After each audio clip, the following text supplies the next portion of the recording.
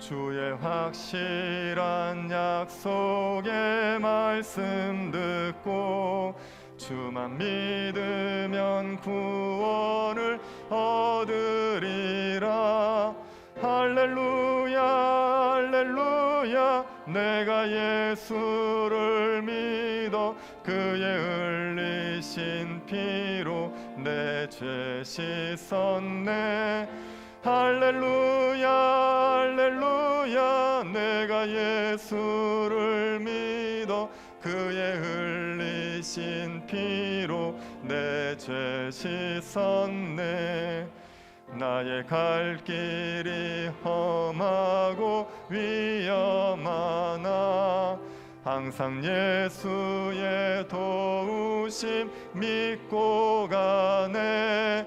할렐루야 할렐루야 내가 예수를 믿어 그의 흘리신 피로 내 죄 씻었네. 할렐루야 할렐루야 내가 예수를 믿어 그의 흘리신 피로 내 죄 씻었네. 주의 보좌에 천사들 둘러서서 우리 구주를 높이어 찬양하네.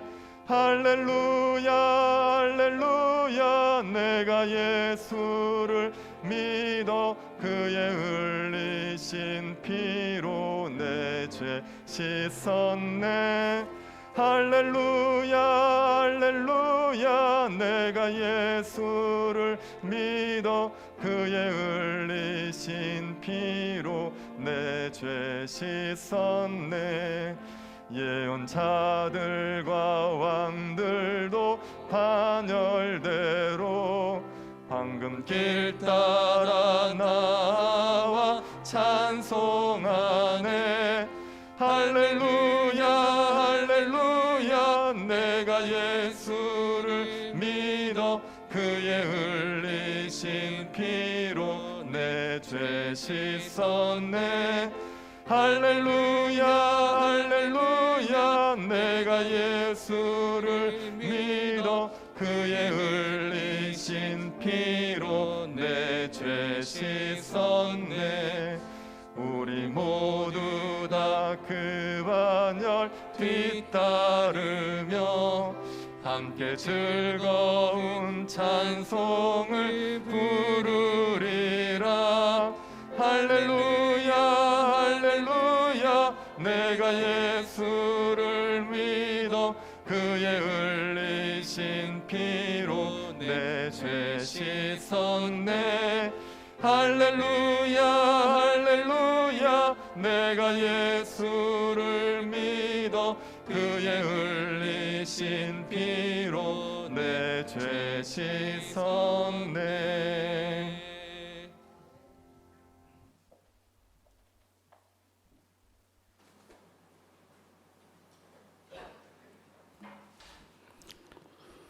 다 같이 기도드리겠습니다. 하나님 아버지 감사합니다. 지금까지 저희들을 지켜주시고 주님의 은혜 가운데 보호하여 주심을 감사드립니다. 저희들이 생활하는 가운데서 부지불식간에 저지른 죄악과 허물들을 용서하여 주옵시고 주님의 말씀을 올바로 신실하지 못한 점 다 올려 용서하여 주옵소서.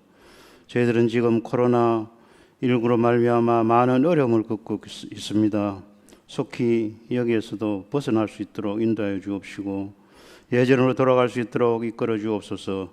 그리고 이러한 전염병들이 확산되는 그 이유를 속히 깨닫게 하여 주옵소서. 또한 이 세상 각국의 지도자들이나 우리나라 위정자들이 모두 하나님을 경외하고 하나님을 경외하는 마음을 갖게 하여 주옵시고 이번 상황에 잘 대응할 수 있도록 지혜를 내려 주시옵소서. 이곳에 세워주신 우리 문화교회가 맡은 바 사명을 다할 수 있도록 인도하여 주옵시고 2021년 금년도 우리 문화교회의 표와 목표들이 모두 잘 실천될 수 있도록 도와주시옵소서. 앞으로 다가올 교회당 이전과 중직자 선출 계획대로 잘 진행될 수 있도록 도와주시옵소서. 2021년은 우리 문화교회가 더욱 성장하는 한 해가 되게 하여 주옵시고 모든 목회자들이나 성도들이 축복받는 한 해가 되게 하여 주옵소서. 또한 연로하신 어른들과 병중에 있는 성도들을 비롯하여 각자가 부르짖는 기도에 응답하여 주시오며 이 모든 기도가 예수 그리스도의 은혜로 말미암아 이미 응답받은 줄 알고 믿으며 이 시간 목사님의 말씀을 통하여 큰 은혜 받아서 한 주간 동안 세상에서 살아갈 동안 믿음으로 승리하는 자들 다 되게 하여 주옵소서. 예수님의 이름으로 기도드리옵나이다. 아멘.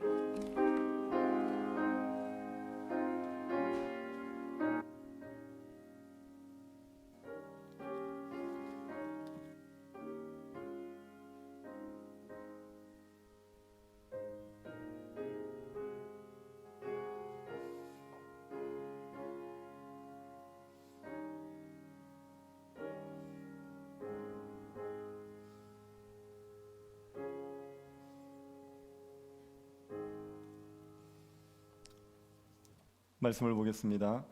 요한계시록 15장 1절부터 16장 1절까지입니다. 본문은 15, 16장인데 15장 1절부터 16장 1절까지만 교도하도록 하겠습니다.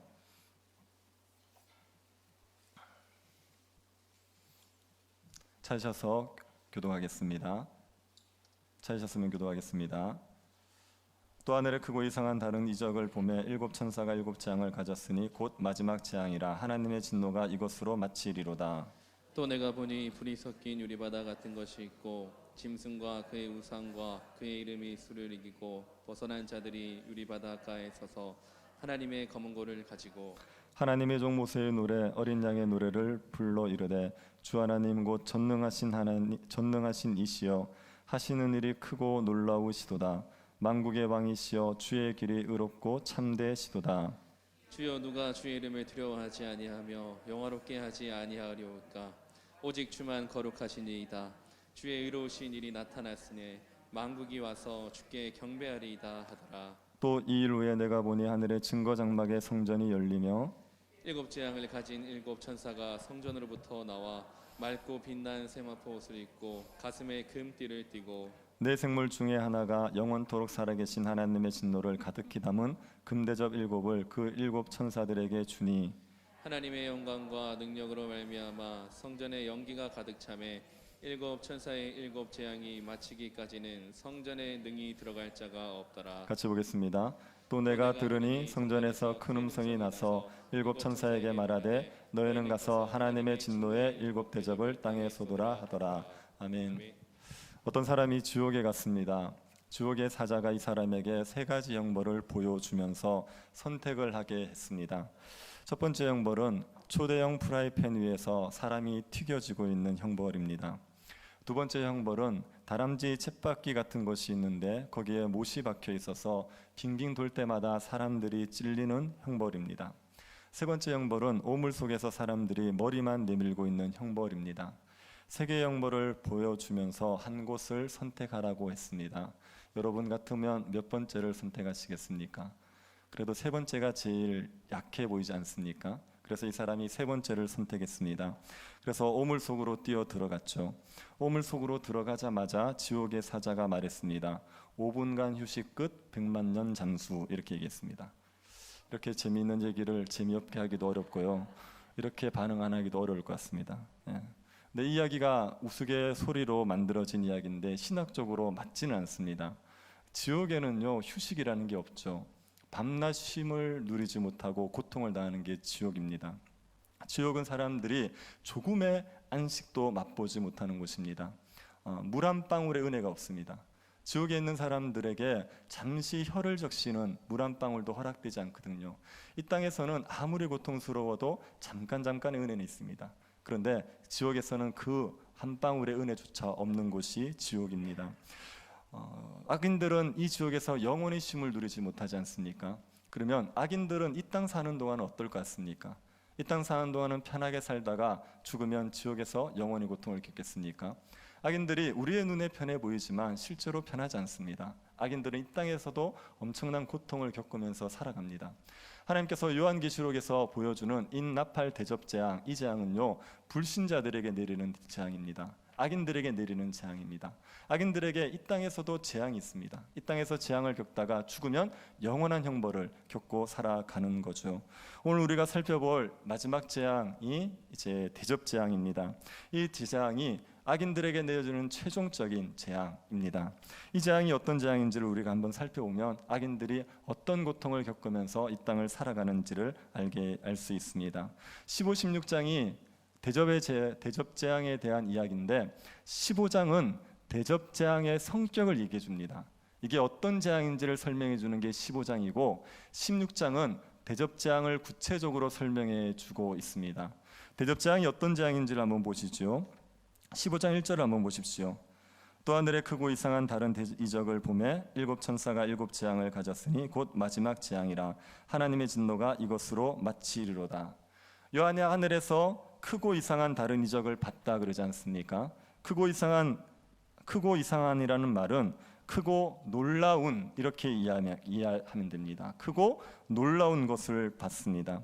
요한이 굉장히 놀라운 이적을 본 겁니다. 이전에도 2번의 재앙이 내리는 걸 봤어요. 그런데 그 재앙보다도 더 무서운 재앙이라서 크고 놀라운 재앙 이렇게 얘기합니다. 대접 재앙이 마지막 재앙이라서 이 재앙은 강도가 굉장히 강합니다.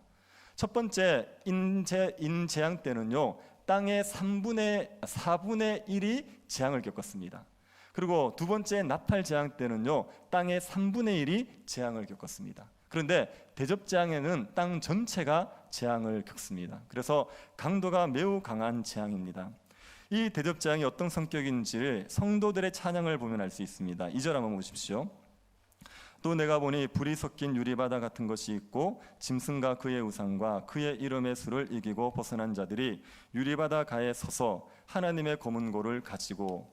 요한이 불이 섞인 유리바다를 봅니다. 유리바다라는 말은 하나님의 보좌를 둘러서고 있는 바다를 얘기해요. 그런데 그것이 유리처럼 투명하다 해서 유리바다 그렇게 얘기하는 겁니다. 4장을 기억하시는 분들은 4장에서 유리바다는 수정 같은 유리바다 이렇게 설명했었습니다. 그런데 지금 오늘 본문에 보면 유리바다를 불이 섞은 유리바다 이렇게 얘기하죠. 수정 같은 유리바다라고 했던 그것이 오늘 본문에서는 불 섞은 유리바다 이렇게 되어 있습니다. 불이라는 것은 하나님의 진노를 얘기하죠. 그래서 불 섞은 유리바다라는 얘기는 하나님의 진노가 퍼부어질 것을 상징적으로 보여주는 겁니다. 하나님께서 이들에게 진노하셔서 수정 같은 유리바다가 불이 섞은 유리바다로 변한 거죠. 하나님의 진노가 내려지는 게 대접 재앙입니다. 그 유리바다 곁에 짐승과 그의 우상과 그의 이름의 수를 이기고 벗어난 자들이 서 있습니다. 짐승은 로마 황제를 이야기하는 겁니다. 우상은 로마 황제의 우상입니다. 그 이름의 수는 로마 황제의 수 666을 얘기하는 겁니다. 로마 황제를 숭배하기 거부했던 자들, 그들이 유리바다들 곁에 서 있는 겁니다. 이들은 황제 숭배를 이기고 황제 숭배를 거부하고 그리고 끝까지 믿음을 지킨 자들입니다. 이들이 무엇을 가지고 있습니까? 검은 고를 가지고 있죠. 검은 고는 요한계시록에서 4번 등장합니다. 3번은 하나님을 찬양하는데 검은 고가 등장합니다. 그리고 한 번은 세상의 풍류를 즐기는데 검은 고가 등장합니다. 이걸 보면 그 당시에 검은 고가 대표적인 악기였나 봅니다. 우리 번역의 검은 고인데 이게 하프를 얘기하는 겁니다. 하프가 대표적인 악기였기 때문에 노래하는데 사용했던 것 같고 그것을 성도들이 가지고 있습니다. 그 하프 연주에 맞추어서 성도들이 노래를 부르는 겁니다. 그런데 이 노래를 무슨 노래라고 합니까? 3절 상반절을 보십시오. 하나님의 종 모세의 노래, 어린 양의 노래 이렇게 얘기합니다. 성도들이 부르는 노래를 하나님의 종 모세의 노래, 어린 양의 노래라고 말하죠. 모세의 노래라고 하면 출애굽기 15장에 나오는 노래입니다. 이스라엘 백성들이 홍해를 딱 건너고 나서 불렀던 노래, 그게 모세의 노래입니다. 그 모세의 노래와 어린 양의 노래가 같은 노래입니다.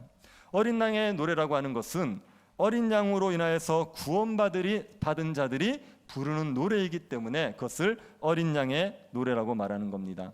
이걸 다르게 표현한 게 새 노래, 구원받은 백성들이 부르는 노래를 가리켜서 새 노래 이렇게 얘기하죠. 그래서 모세의 노래, 어린 양의 노래, 새 노래가 다 같은 이야기고, 하나님의 구원의 은혜를 경험한 자들이 하나님께 드리는 찬양, 그것을 가리켜서 모세의 노래, 어린 양의 노래, 새 노래 이렇게 이야기를 하는 겁니다. 유르바다에 있는 성도들은 짐승과 그의 우상과 그의 이름의 수를 이겼습니다. 황제 숭배를 거부하고 끝까지 믿음을 지킨 자들이에요. 그들이 승리하여서 하나님의 보좌 앞에서 노래를 부르는 겁니다. 그 노래의 가사가 어떤지를 보십시오. 3절 하반절부터 4절입니다. 주 하나님 곧 전능하신 이시여 하시는 일이 크고 놀라우시도다. 만국의 왕이시여 주의 길이 의롭고 참되시도다. 주여 누가 주의 이름을 두려워하지 아니하며 영어롭게 하지 아니하오리이까. 오직 주만 거룩하시니이다. 주의 의로우신 일이 나타났음에 만국이 와서 주께 경배하리이다. 이게 하나님께 부르는 찬양의 노래입니다. 이 찬양의 노래에 보면 하나님께서 행하시는 심판의 성격을 알 수가 있어요. 하나님께서 행하시는 일을 얘기할 때 크고 놀랍다 이렇게 얘기하죠. 하나님이 크고 놀라운 일을 행하셨습니다 이렇게 이야기합니다.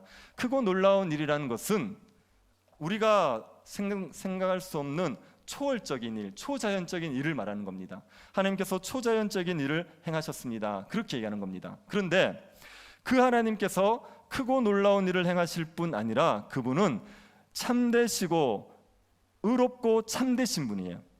크고 놀라운 일을 행하시는데 의롭고 참된 일을 행하시는 겁니다. 이 두 가지를 같이 충족시키시는 분이에요. 무슨 얘기냐면 하나님께서 어떤 도시를 심판하셨다고 해보십시오.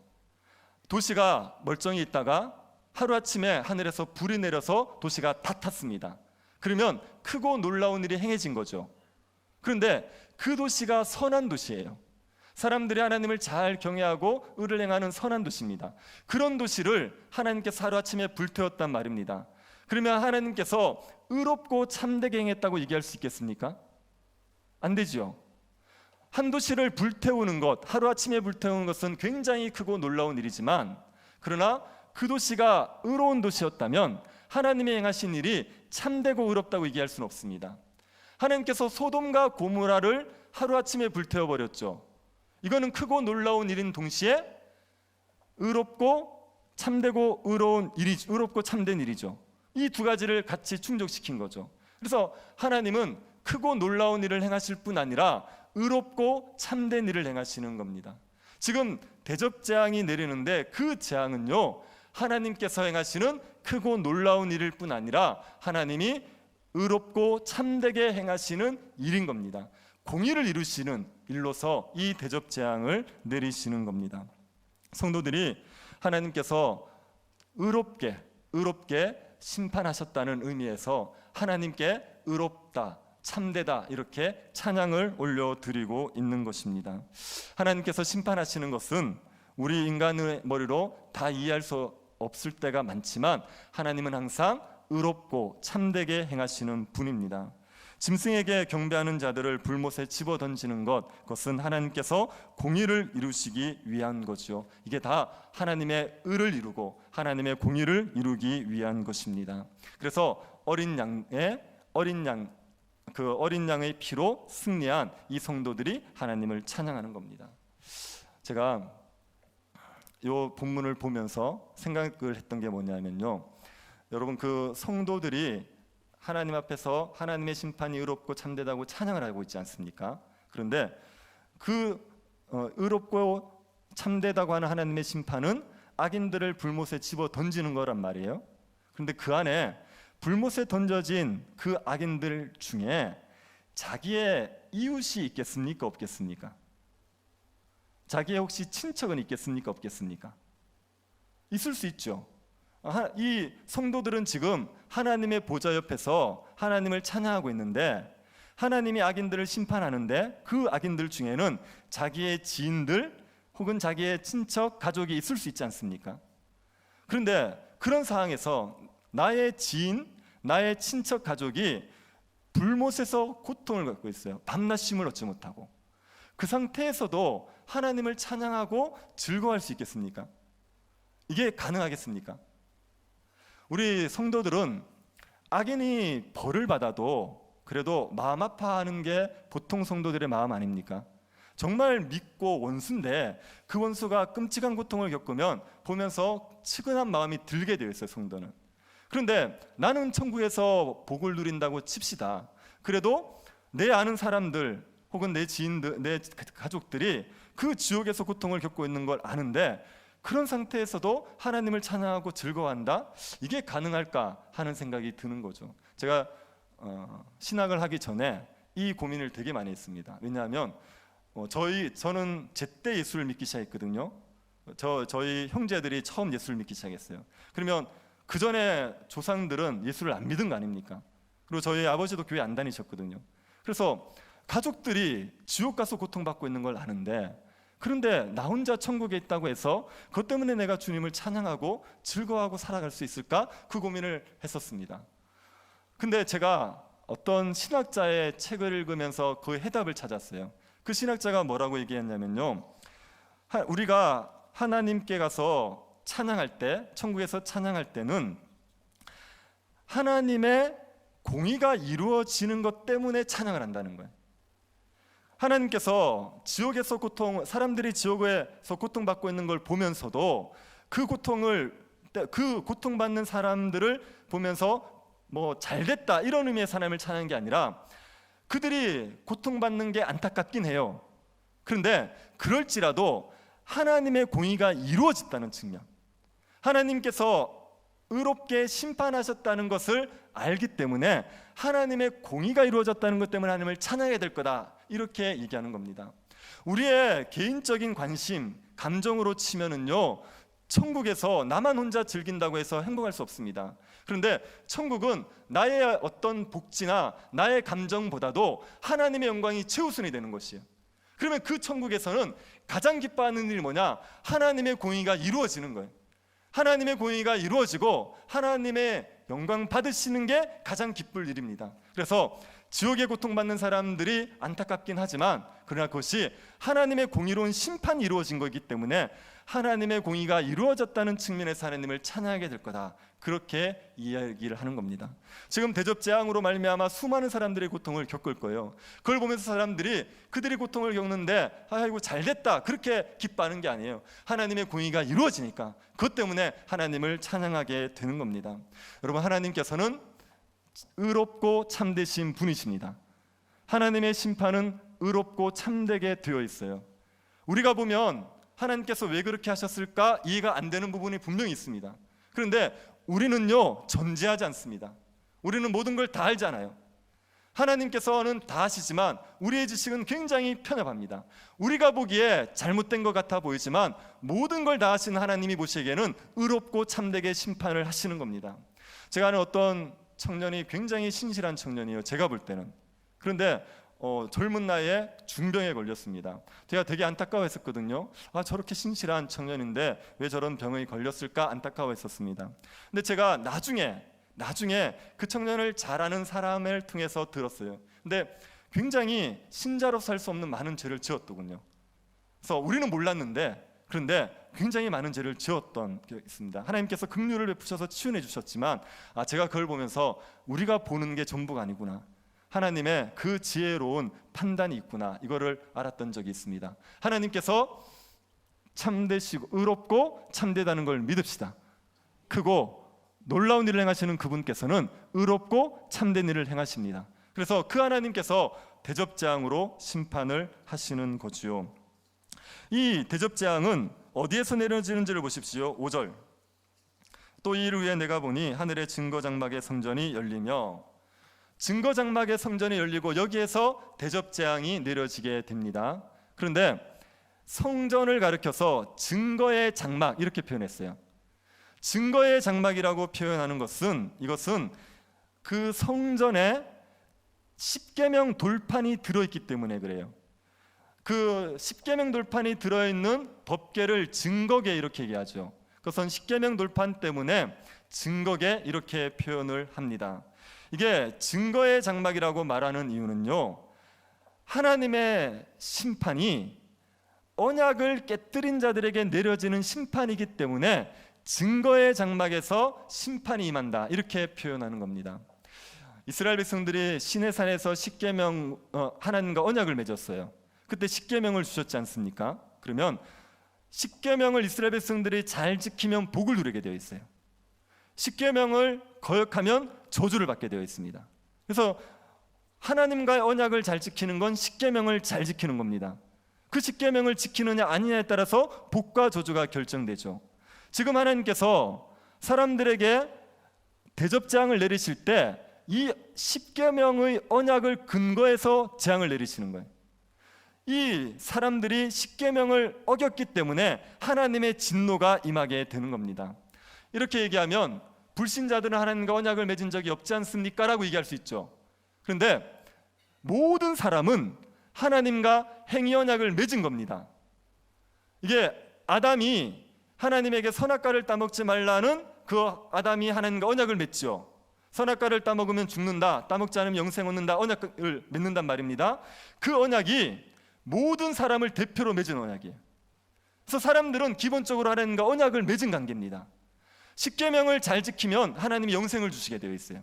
십계명을 어기면 하나님이 저주를 내리게, 진노를 내리게 되어 있어요. 그래서 그 언약 관계에 있는 사람들이 하나님의 언약을 어겼기 때문에 내리는 저주, 내리는 심판이 대접 재앙입니다. 그래서 증거의 장막에서 하나님의 심판이 임한다, 이렇게 표현을 하고 있습니다. 그 증거의 장막에서 천사들이 나옵니다. 천사들이 어떤 모양입니까? 맑고 빛난 세마포 옷을 입고 가슴에는 금띠를 띠고, 천사의 모습이요, 세마포 옷을 입고 금띠를 띠고 있는 모습이에요. 이게 어디에서 나온 모습이냐면요, 그 1장에서 예수님이 입었던 옷이 세마포 옷이고 예수님이 가슴에 금띠를 띠고 있었습니다. 그래서 천사가 예수님의 모습과 같이 묘사되는 것은 요 재앙이 예수님이 내리시는 재앙이다, 이걸 얘기해 주는 겁니다. 천사의 모습을 통하여서 예수님이 내리시는 재앙이라는 걸 알려주는 거죠. 그리고 그 재앙이 내리는 동안에요, 성전에 아무도 못 들어간다 그래요. 그 7 천사가 나와서 재앙을 내릴 때 성전에서 들어갈 자가 없습니다. 이거는요, 성전에 들어갈 자가 없다는 게 구원받을 자가 없다는 얘기예요. 그 재앙이 내리는 동안에 회개하고 하나님께 구원을 얻을 수가 아무도 없다. 이 재앙을 내리는 동안은 하나님의 구원의 은혜가 없다, 이걸 보여주는 겁니다. 그래서 7 대접 재앙은 하나님께서 친히 진노하셔서 내리는 재앙입니다. 하나님의 의롭고 참되고 의로운 그 심판이 이루어지는 재앙이고, 이건 예수 그리스도가 내리시는 재앙이고, 그 재앙이 내리는 동안은 누구도 구원을 얻을 수 없는 그런 재앙이 되는 겁니다. 어떤 재앙인지 한번 보시겠습니까? 16장 1절입니다. 또 내가 들으니 성전에서 큰 음성이 나서 7 천사에게 말하되 너희는 가서 하나님의 진노의 7 대접을 땅에 쏟으라 하더라. 이제 7 천사가 대접을 쏟죠. 1절에서 땅에 쏟는다고 말하는 것은 2절의 땅과는 다릅니다. 2절은 육지를 얘기하는 거면 1절에서 땅은 전체를 얘기하는 거예요. 세상 전체를 얘기하는 겁니다. 7 천사들이 세상 전체에 진노의 대접을 쏟게 될 겁니다. 첫 번째 대접을 쏟습니다. 땅에 쏟지요. 그러자 사람들에게 악하고 독한 종기가 납니다. 사람들에게 악하고 독한 종기가 나는데 어떤 사람들에게 납니까? 짐승의 표를 받은 사람들, 그러니까 우상에 경배한 자들에게 악한 종기가 납니다. 짐승의 표를 받는다는 얘기는 황제 숭배에 참여한다는 얘기예요. 사람들이 왜 황제 숭배에 참여하느냐? 짐승의 표를 받아야 매매를 할 수 있어요. 짐승의 표를 받아야 먹고 살 수가 있어요. 그래서 황제 숭배에 참여한 사람들입니다. 그 사람들에게 악한 종기가 나는 거예요. 독한 종기가 나서 그 종기 때문에 죽을 고생을 하게 되는 거죠. 이 사람들은 먹고 살기 위해서 혹은 부자가 되기 위해서 하나님을 버리고 하나님을 따르지 않고 로마 황제를 따랐던 사람이에요. 잘 먹고 잘 살겠다고 로마 황제에게 절했던 사람들입니다. 그런데 그들에게 종기가 나서, 독한 종기가 나서 그들이 죽을 고생을 하고 있는 거죠. 이게 어떤 의미냐면요, 돈을 많이 벌기 위해서 신앙도 팔아먹고 하나님도 다 팔아먹는 거예요. 그리고 세상에 엎드려 절하면서 어떻게든 부자가 되려고 애를 쓰는 사람들입니다. 그런 사람들이 돈을 잔뜩 끌어 모으는 거예요. 그런데 하나님께서 독한 종기가 나게 해버리는 겁니다. 돈이 많은데 건강을 쳐버리는 거예요. 그러면 이게 무슨 소용이 있습니까? 돈이 아무리 많아도 건강을 잃어버리는데 그게 무슨 의미가 있습니까? 하나님께서 그렇게 돈을 쫓아가면서 하나님을 버린 자들, 그런 자들에게 건강을 치심으로 말미암아 그 돈으로 말미암은 유익을 못 누리게 하고 오히려 고통 가운데 살게 하는 게 첫 번째 재앙입니다. 여러분, 첫 번째 대접 재앙이 있다는 것을 기억하십시오. 하나님 버리고 돈 그러고 살다가요, 돈은 모을 수 있을지 모르겠지만 하나님께서 종기가 나게 하실 겁니다. 그러면 아무리 많이 쌓아뒀던 것들 다 의미 없이 그것 누리지도 못하고 고통 가운데 살아가게 되는 거죠. 이런 하나님의 첫 번째 대접 재앙이 있다는 것을 기억하셔야 됩니다. 두 번째 대접은 어디에 쏟습니까? 바다에 쏟죠. 바다에 쏟으니까 바다가 피같이 되어버렸습니다. 요한계시록에서 바다는요, 경제활동이 이루어지는 곳이에요. 그런데 그것이 피같이 되어버렸다는 것은 경제활동을 못하게 되었다, 이런 의미입니다. 이 바다에서 경제활동을 통하여서 부를 누렸던 사람들, 그런데 그것을 하나님께서 피가 되게 만드는 거예요. 그렇게 쌓아뒀던 부를 하루아침에 사라지게 만드는 겁니다. 그게 두 번째 대접의 재앙입니다. 하나님께서 재산을 날리는 건요, 정말 쉽습니다. 아무리 많이 쌓아뒀을지라도 하나님이 불어버리면 순식간에 사라지는 거예요. 하나님께서 대접 한번 쏟아버리면요, 그러면 그 많던 재산들이 다 무용지물이 되게 되는 거죠. 그것이 두 번째 대접의 재앙입니다. 세 번째 대접 재앙은요, 강과 물 근원에 쏟지 않습니까? 강과 물 근원에 쏟았더니 이게 피가 되어버렸어요. 그리고 사람들이 그 피를 먹지요. 이거는 사람들이 죽는다는 얘기예요. 강과 물 근원이 피가 되어서 그 피를 마신다, 이건요, 사람들이 죽게 된다는 겁니다. 이들이 왜 죽음의 고통을 겪습니까? 6절을 보십시오. 그들이 성도들과 선지자들의 피를 흘렸으므로 그들에게 피를 마시게 하신 것이 합당하니이다 하더라. 이 사람들은 성도들과 선지자들의 피를 흘리게 했어요. 그러니 거기에 대해서 하나님께서 피로 갚아주시는 거예요. 성도들의 피를 흘렸으니까 이들도 피를 흘리며 죽게 되는 겁니다. 하나님께서 심판하실 때는요, 거의 행한 대로 심판하세요. 우리가 악을 행하면요, 그대로 돌려받습니다. 우리가 죄를 지으면요, 그걸 그대로 돌려받게 하셔서 우리가 행한 죄들을 깨닫게 하시는 경우가 얼마나 많은지 모릅니다. 그래서 함부로 피를 흘리게 하면 안 됩니다. 함부로 사람들을 괴롭고 사람들을 힘들게 만들면 안 돼요. 그러면 그대로 하나님께서 우리가 겪게 만드셔서 우리가 그 죄를 깨닫게 하실 때가 있습니다. 교회를 핍박하는 사람들이 있습니다. 그런 사람들 하나님께서 그냥 두시지 않아요. 교회를 피 흘리게 하면 하나님께서 반드시 그들도 피를 흘리게 만드십니다. 유대인들이 예수님을 십자가에 못 박아 죽이지 않았습니까? 예수님을 십자가에 못 박아 죽인 것 때문에 예루살렘이 AD 70년에 멸망합니다. 예수 그리스도의 피를 흘린 그 대가로 예루살렘이 피를 흘리게 되는 겁니다. 헤롯은 야고보를 죽이고 베드로를 옥에 가두었습니다. 헤롯이 어떻게 됐습니까? 벌레에 먹혀 죽습니다. 그 로마의 네로 황제는 성도들을 잔인하게 죽였습니다. 그런데 네로 황제는 왕궁에서 쫓겨나고 자살을 해요. 31살의 나이에 자살을 했습니다. 하나님의 백성들을 핍박하고 무사할 수 있는 사람이 없어요. 피를 흘리면 그 피를 마시게 되는 겁니다. 네 번째 천사도 대접을 쏟지요. 이번에는 해에 쏟습니다. 해에 쏟자 해가 권세를 받아서 불로 사람을 태운 겁니다. 그건 해가 뜨거워져서 사람들이 그 고온으로 말미암아 죽게 되는 것을 이야기합니다. 지금이 자꾸 지구가 뜨거워지고 있지 않습니까? 더 뜨거워질 겁니다. 그래서 이게 하나님께서 내리시는 재앙 중에 하나입니다. 이렇게 불로 인하여서 해로 인하여서 사람들이 타서 죽으면 하나님 앞에 회개를 해야 되잖아요. 그런데 그 재앙이 내리는데도 여전히 하나님을 비방해요. 재앙이 내리면 사람들이 죄를 회개할 것 같은데 그렇잖아요. 재앙으로 말미암아 죽을 고생을 해도요, 회개하지 않습니다. 오히려 하나님을 비방하고 하나님을 대적하는 겁니다. 다섯 번째 천사가 대접을 내립니다. 이번에는 짐승의 왕자에 쏟습니다. 짐승의 왕자라는 것은 짐승의 나라를 말하는 거예요. 하나님께서 짐승의 나라에 재앙을 내립니다. 어떤 재앙입니까? 흑암의 재앙이에요. 해가 없이 깜깜해지는 재앙입니다. 여러분, 애굽에서 9번째 재앙이 흑암의 재앙이지 않습니까? 흑암의 재앙은요, 빛이 없다는 얘기는요, 하나님과 완전히 분리된다는 얘기예요. 하나님이 빛이신데 그 빛이 없는 거예요. 그래서 흑암이라는 건 하나님과 완전히 분리된 겁니다. 하나님과 완전히 분리된 곳이 지옥이에요. 하나님과 완전히 떠나버린 곳, 그것이 지옥입니다. 그래서 짐승의 나라에 하나님께서 흑암의 재앙을 내리니까 사람들이 어떤 반응을 보입니까? 10절 하반절 보십시오. 그 나라가 곧 어두워지며 사람들이 아파서 자기 혀를 깨물고, 아파서 자기 혀를 깨문다, 이 표현과 똑같은 의미의 표현이 슬피 울며 이를 간다는 표현이에요. 아파서 자기 혀를 깨무는 것과 슬피 울며 이를 간다는 게 같은 표현입니다. 슬피 울며 이를 가는 사람들은 누구들이죠? 지옥 간 사람들이에요. 지옥 간 사람들이 슬피 울며 이를 갈게 되어 있어요. 그래서 짐승의 나라에 하나님께서 흑암의 재앙을 내려서 하나님에게 완전히 분리되게 만들죠. 그러니까 그 땅이 지옥같이 돼버렸어요. 그래서 사람들이 혀를 깨물고 고통스러워하는 겁니다. 지옥의 고통을 맛보고 있는 겁니다. 이거는 영적인 고통이에요. 영적인 고통.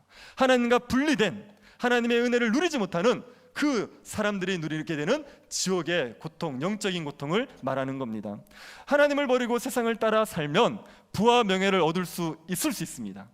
그런데 그 삶은 어두운 삶이에요. 하나님의 은혜가 사라지기 때문에 삶이 어두워져 버립니다. 지옥의 고통을 맛보게 됩니다. 그래서 매일매일 혀를 깨물고 살아가요. 매일매일 너무 괴롭습니다. 많이 가졌는데도 불구하고 삶이 너무 괴로워요. 하나님 없이 이 땅에서 지옥의 고통을 맛보면서 살아가게 되는 겁니다. 이렇게 고통스러우면 하나님께 돌아와야 되는데, 그런데 돌아가지 않아요. 지옥의 고통을 겪으면서도 여전히 하나님을 비방하고 하나님을 대적하는 겁니다. 그러면서 계속 지옥의 고통을 맛보게 되는 겁니다. 세상에서 부하게 사는 사람들 조금도 부러워하지 마십시오.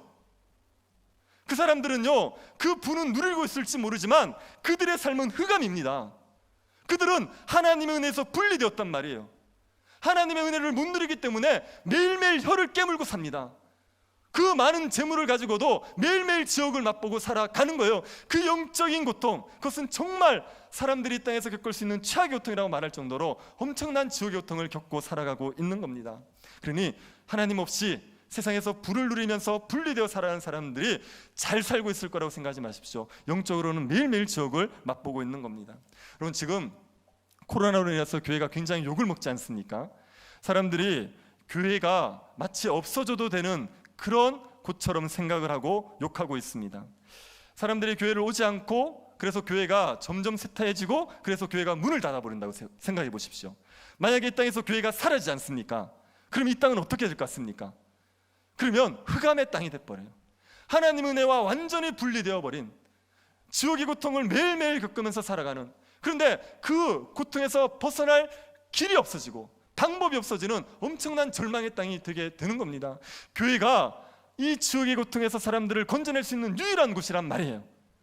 예수 그리스도를 믿어야지 이 고통에서 벗어날 수 있기 때문에 교회가 유일하게 이들을 흑암의 고통, 지옥의 고통에서 건져낼 수 있는 곳입니다. 그런데 마치 교회가 없어져도 될 것처럼 생각하는 것은 하나님의 은혜가 상실된 게 얼마나 두려운 일인지를 모르는 겁니다.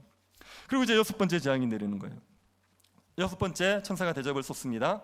큰 강 유브라데에 쏟지요. 큰 강 유브라데에 쏟으니까 강이 말라버렸습니다. 그리고 동방의 왕들이 그 강을 건너와요. 이 동방의 왕들이 강을 건너오는데 그 왕들을 누가 이끄느냐? 더러운 새 영이 이끌습니다. 개구리 같은 새 영이지 않습니까? 개구리 같다는 게 더럽다는 얘기예요. 그리고 새 영이지 않습니까? 이것은 용과 짐승과 거짓 선지자, 악의 삼위일체, 그들이 영이에요. 그러니까 더러운 악한 영들이 동방에 있는 왕들을 끌어옵니다. 그래서 이들을 어디로 끌고 오죠? 아마겟돈에 와서 전쟁을 일으키는 거예요. 여기에 아마겟돈 전쟁은 여러분이 많이 들어보셨을 겁니다. 이게 3차 대전이다 이렇게 얘기하는 사람들이 있거든요. 그런데 그런 의미 아닙니다. 아마겟돈이라는 지명은, 이 지명은 성경에 나오질 않아요. 성경에 아마겟돈이라는 데가 없어요. 그래서 어디라고 추측을 하냐면 무깃도로 추측합니다. 구약에서 이스라엘 백성들이 전쟁하면 자주 하던 곳이 무깃도예요. 그래서 아마겟돈, 무깃도 이게 같은 곳이라고 추정하고 전쟁이 일어나게 될 거라는 의미에서 아마겟돈으로 부른다고 얘기하는 겁니다. 이게 19장에 가면요, 백마탄 예수님이 오시고 악한 세력들과 전쟁을 하거든요. 그리고 또 20장에 가면 곡과 마곡의 전쟁이라는 게 있습니다. 이게 다 같은 전쟁이에요. 이게 종말에 있게 될 하나님의 백성과 악한 자들의 전쟁, 그것을 아마겟돈 전쟁, 곡과 마곡의 전쟁 이렇게 얘기합니다. 그런데 이거는 실제 전쟁이 아닙니다. 이거는 영적인 전쟁이에요. 하나님의 백성들과 세상이 영적으로 하게 되는 전쟁입니다. 대접을 큰 강 유브라데에 쏟았지 않습니까? 그런데 그 당시에 유브라데 강은 로마 지역과 파르티아를 구분하던 경계선이에요. 근데 그 경계선인 유브라데 강이 말라버리는 거예요. 그럼 이제 파르티아가 로마를 쳐들어올 수 있죠. 막고 있던 두 지역을 막고 있던 경계가 무너지게 해서, 그래서 두 지역이 섞여버리게 만드는 게 하나님께서 6번째 대접의 재앙입니다. 근데 이거는 오늘날로 치면요, 교회와 세상의 이 구분, 이걸 하나님께서 경계를 무너뜨리실 거라는 거예요. 그래서 세상이 교회로 침투하게 들어오게 됩니다. 세상과 교회가 섞여버리게 되는 거예요. 성도들이 교회 안에 있는데 돈을 좋아해요. 교회 안에 있는데 성공을 좋아해요. 교회 안에 있는데 경건의 능력이 없어요. 말세의 풍조들이 교회에 가득하는 겁니다. 그렇게 될 것, 그렇게 되는 것이 영적인 전쟁이고, 그런 영적인 전쟁이 일어나게 될 것을 경고하는 게 6번째 대접의 재앙입니다. 이런 전쟁이 있을 때 성도들이 어떻게 해야 됩니까? 15절 한번 보십시오. 보라, 내가 도둑같이 오리니 누구든지 깨어 자기 옷을 지켜 벌거벗고 다니지 아니하며 자기의 부끄러움을 보이지 아니하는 자는 복이 있도다. 내가 도둑같이 온다는 거예요. 지금 세상과 교회가 섞여서 같이 교회가 세상처럼 같이 되어가는 그런 분위기가 되어 있습니다. 그런데 주님이 도적같이 오시는 겁니다. 그러면 그때 자기 옷을 지켜 벌거벗어 다니지 아니하도록 옷을 지켜야 돼요. 이건 무슨 얘기냐면 깨어 있으라는 얘기입니다. 잠을 자는 자들은 옷을 지킬 수가 없어요. 그래서 깨어 있어야지 옷을 지킬 수 있습니다. 벌거벗은 상태에서 주님을 만나지 않을 수가 있어요. 그래서 주님이 마지막 날 되면 영적으로 혼탁해질 거다, 교회와 세상에 구분이 없어질 거다, 그럴 때라도 잠들지 말아라.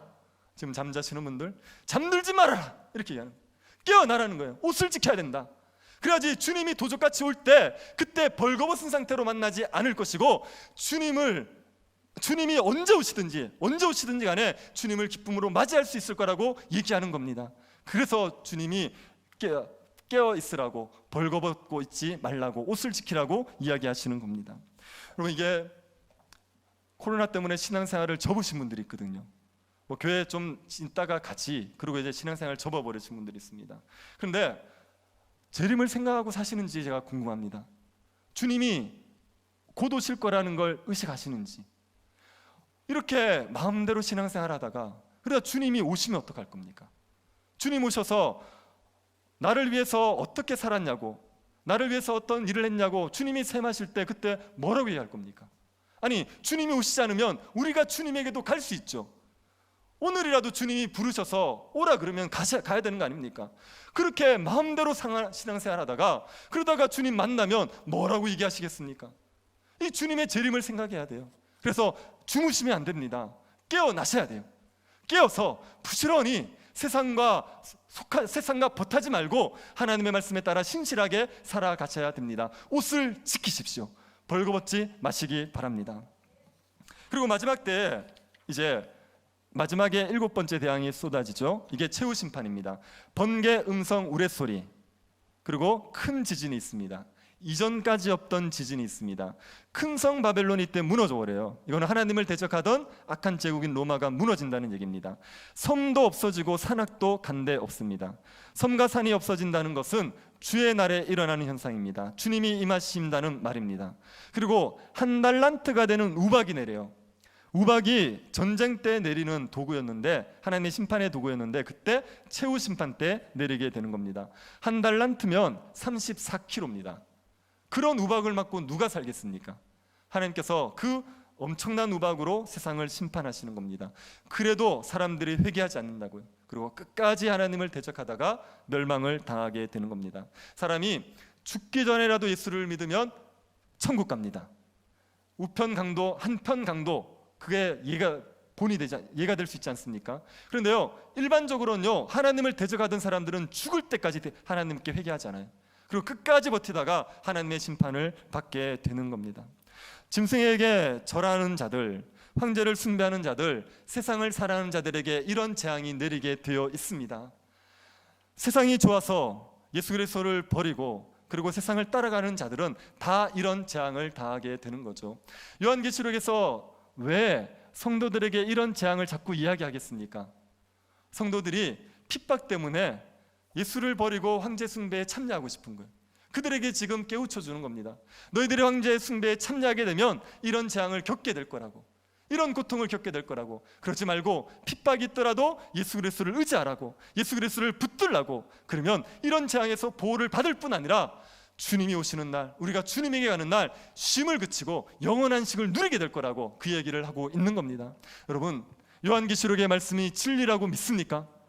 하나님께서 이렇게 세상을 심판하실 것을 믿으십니까? 세상을 부러워하지 마십시오. 예수 그리스도를 따르는 길이 힘들다고 해서, 예수 그리스도를 따르는데 아무런 유익이 없는 것 같다고 해서 예수 그리스도를 버리고 세상으로 가면 이 재앙 가운데서 살아가는 겁니다. 그리스도를 버리면 영광을 누릴 거라고 착각하죠. 사탄이 우리를 그렇게 속이는 거예요. 예수 그리스도를 따라 사는 삶은 그렇게 매력적이지 않고, 그리스도를 떠나서 세상에서 가면 화려하게 살고 영광스럽게 살고 안식을 누리고 살 거라고 사탄이 속이는 겁니다. 그렇지 않습니다. 예수 그리스도를 버리고 의의 길을 버리고 진리의 길을 버리고 세상으로 가는 순간 우리의 삶에 흑암이 오는 거예요. 지옥을 맛보며 혀를 깨물며 이를 갈며 그렇게 살아가게 되는 겁니다. 예수 그리스도를 떠나는 곳에 하나님의 재앙의 심판이 있습니다. 그러나 예수 그리스도를 끝까지 의지하는 곳에는 하나님이 주시는 안식의 복, 생명의 복이 우리에게 주어지게 되어 있습니다. 세상이 어찌하든지 간에 그 세상 부러워하지 마시고 예수 그리스도를 따라 진리의 길을 걸어가실 수 있기를 바랍니다. 주님이 오시는 날 하나님이 주는 안식의 복을 마음껏 누릴 수 있도록 의의 길을 묵묵히 걸어가는 주의 백성들 될 수 있기를 간절히 바랍니다. 하나님 아버지, 마지막 때에 재앙이 있음을 알게 하심을 감사드립니다. 그리스도를 따라가는 길이 힘들다고 세상을 따라가서 재앙을 당하는 어리석은 자들이 되지 않게 하옵소서. 세상의 풍조에 휩쓸리지 말고 믿음을 지켜서 이 땅에서는 환난을 당하더라도 주님이 오시는 날 영원한 안식을 누리는 주의 백성이 되게 하옵소서. 하나님의 의로운 심판이 있음을 기억하고 깨어있는 성도들 되게 하여 주옵소서. 걸어가신 예수님 이름으로 기도드립니다. 아멘. 광고는 주보를 참고해 주시기 바랍니다. 부흥 찬양하고 축도 예배를 마치겠습니다.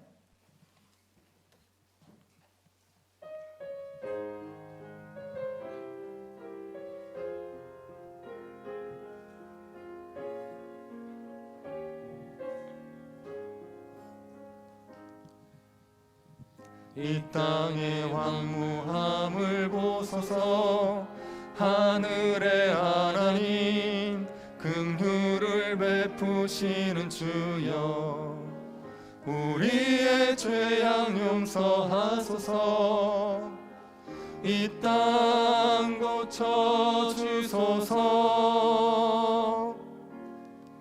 이제 우리 모두 하나 되어 이 땅에 무너진 기초를 다시 쌓을 때 우리의 우상들을 태우신 성령의 불 임하소서. 부흥의 불길 타오르게 하소서.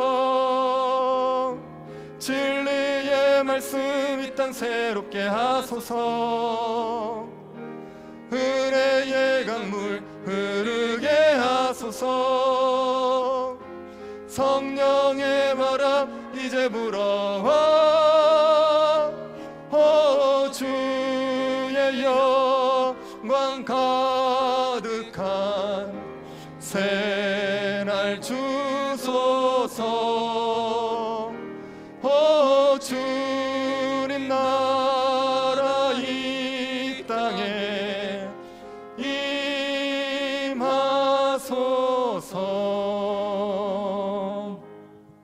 지금은 우리 주 예수 그리스도의 은혜와 하나님의 사랑과 성령의 교통 위로하심이 사랑하는 주의 백성들의 머리 위에 지금으로부터 영원토록 함께 있을지어다. 아멘.